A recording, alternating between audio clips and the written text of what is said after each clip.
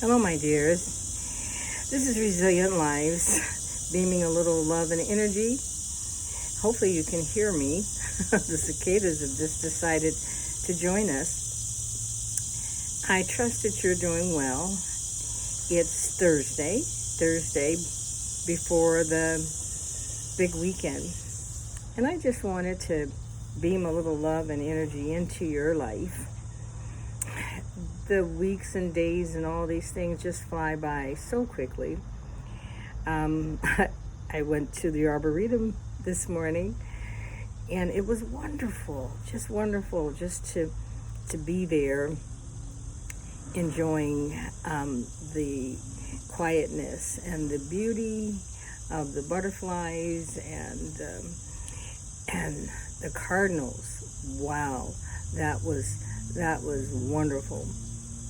And so I just want to send a shout out to you, send you a little love, letting you know that I love you and am thinking about you. Hopefully, everyone is doing well.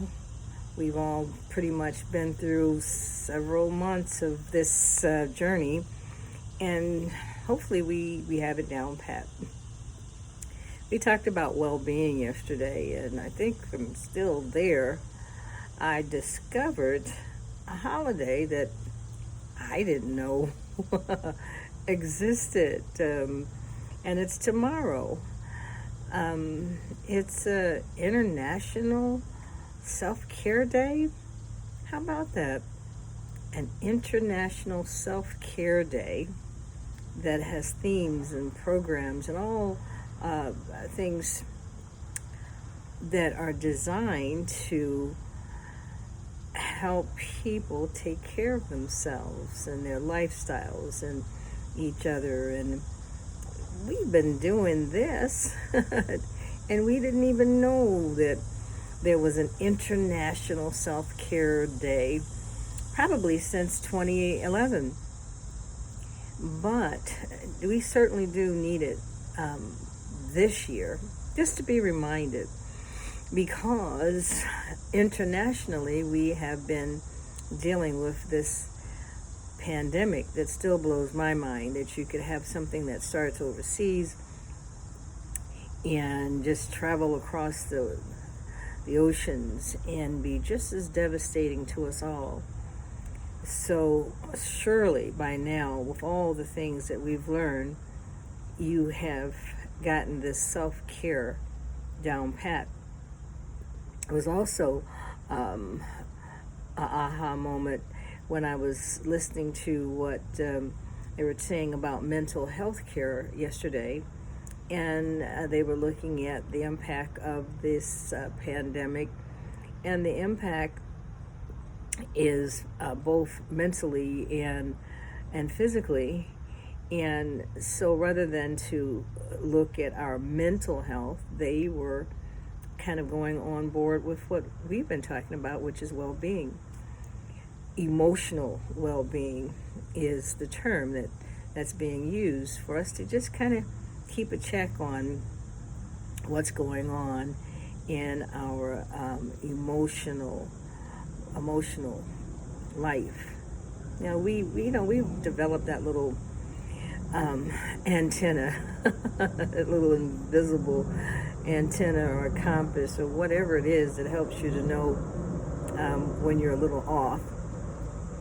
And we all get a little off from time to time. No one stays in a perfect place. And we have to remember that, because I think, a while ago we did a video on it's okay that you're not okay. We cannot presume that we're going to always be okay. So it's okay when things happen in our lives that make us feel a little anxious and make us feel a little off, because we have the template. We know what to do. We have talked about chaos or community or crises and opportunities or staying well and all these things.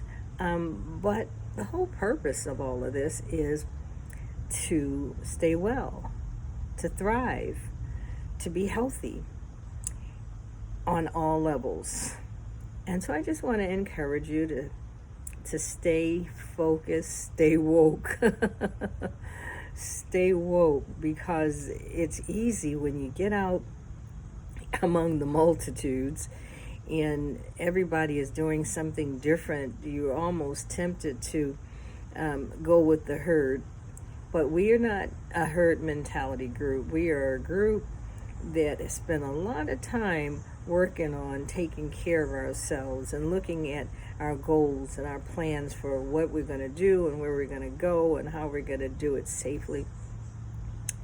So this is just a reminder. I'm sending you a little love, and maybe tomorrow, I don't know, you probably already knew about this International Self-Care Day that is the 24th. So do a little something for yourself. We've embraced solitude, and we've talked a lot about what to do. Some are enjoying crafts, and that brings out their joy, and some are knitting. And so there's just so many different ways to bring out our joys. And I was just looking at how organizations look at how to implement strategies and innovations. And there's this book, it probably talks about a 3-box solution. And it talks about the first box is probably the present, and it has all of the different things that you can remember. And the box number 2 probably have things in the past that might even limit you or trap you, because this strategy might have been one that didn't work, or you're not focusing on, or it didn't work, so why go back to it? And so as you look at strategies for how you're going to go forward, I think in this 3-box solution theory, it talks about box number 3. Now, box number 3 is the future. You're building a future, and that's what we're hoping to do. We're hoping to build a future for ourselves. We're new. We're originals because we've had to learn how to do things in a novel way. We have learned how to adapt and all of that.